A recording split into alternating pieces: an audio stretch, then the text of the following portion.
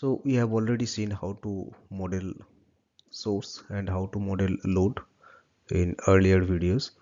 Now today we'll see how to model the load as constant power load, and we will validate with different source voltages. How to validate that? So this was the earlier session, and let's run once again. Let's run this once again, and before that, let us do one thing. Now let's consider this is 33 kV system, and now consider this is the load, real power. This load is 10 megawatt, and these are the values, and we will put these values in our model.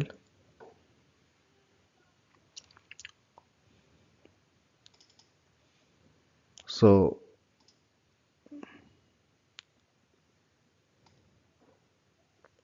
here the voltage is 33 kV, source voltage 33 kV,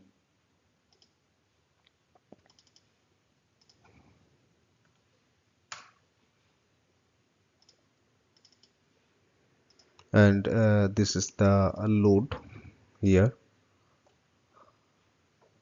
Line to ground voltage RMS 19.05, this value I have taken, and load, this power react, this is the real power per phase,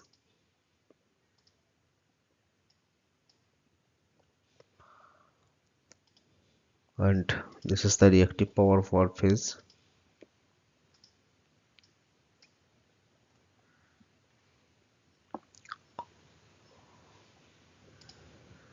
Let's run once again and validate corresponding to 33 kV and 10 megawatt load.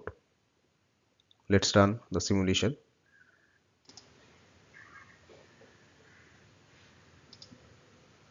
Reset the curves.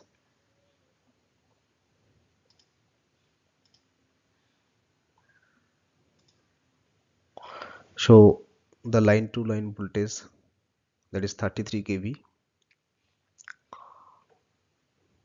This is phase voltage 17.499 kV.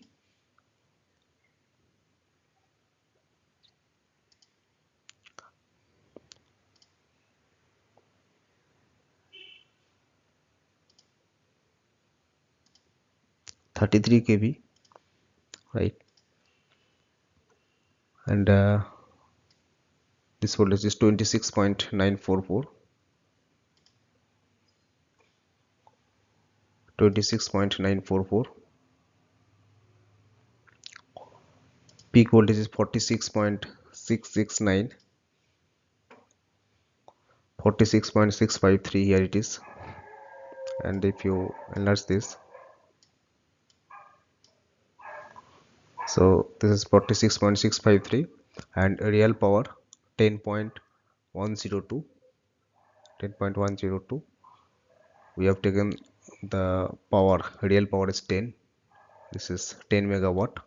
As per the simulation, it is very close to 10, here 10.1 megawatt, and reactive power is 6.275.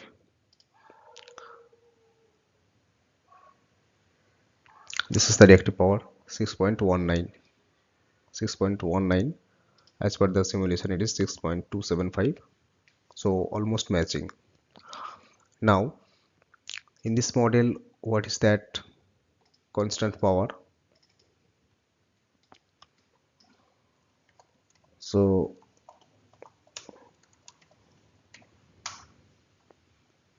constant power, this is constant power load, and as per the constant power load, here voltage index for P dP by dV, that should be 0, and voltage for Q reactive power dQ by dV, that should be 0.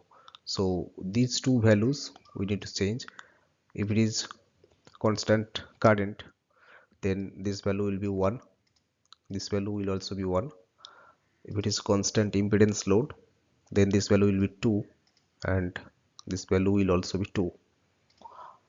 How this 0, 1 and 2 values are coming?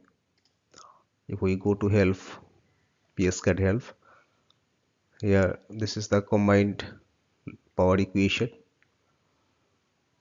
and here is the table. Quick reference for index parameter selection. So this is the real power, this is power, constant real power, this index is 0, right? So this is constant real power, value is 0, and constant reactive power, that is also 0. If it is constant current, if it is constant current, then the value is 1, and constant reactive current also value should be 1, dp value, and this is value of dq by dv. And if it is constant impedance load, then this value will be 2, dp by dv value will be 2 and dq by dv value will be 2, constant impedance. So this is constant power load modeling. Already we have done some part in our previous video. So now we are going to validate with different voltages how it will come.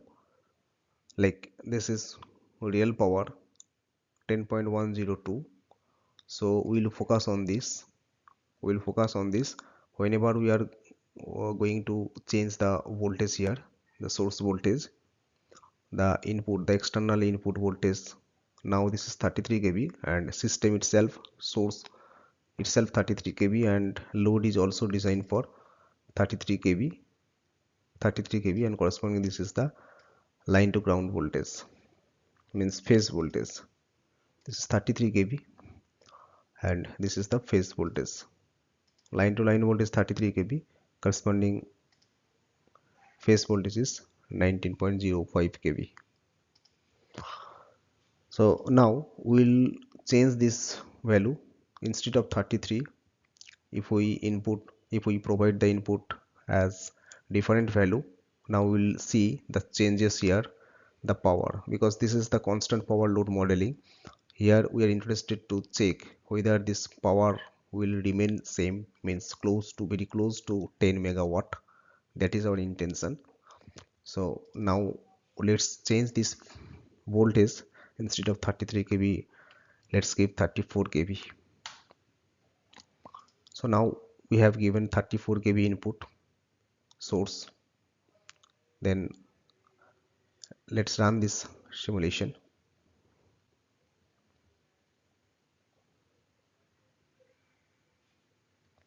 Yes, so now you can see the value, the constant power, the power value is not changed, 10.1 megawatt. So this is very close to 10 megawatt because the load is 10 megawatt, right? So why there is a spike slightly before this? Because it should be stable, because the load is modeled with reference to 33 kV, with reference to 33 kV, right? But here we are giving 34 kV input, so there is a spike and after that it is stable, and now the power is almost 10 megawatt.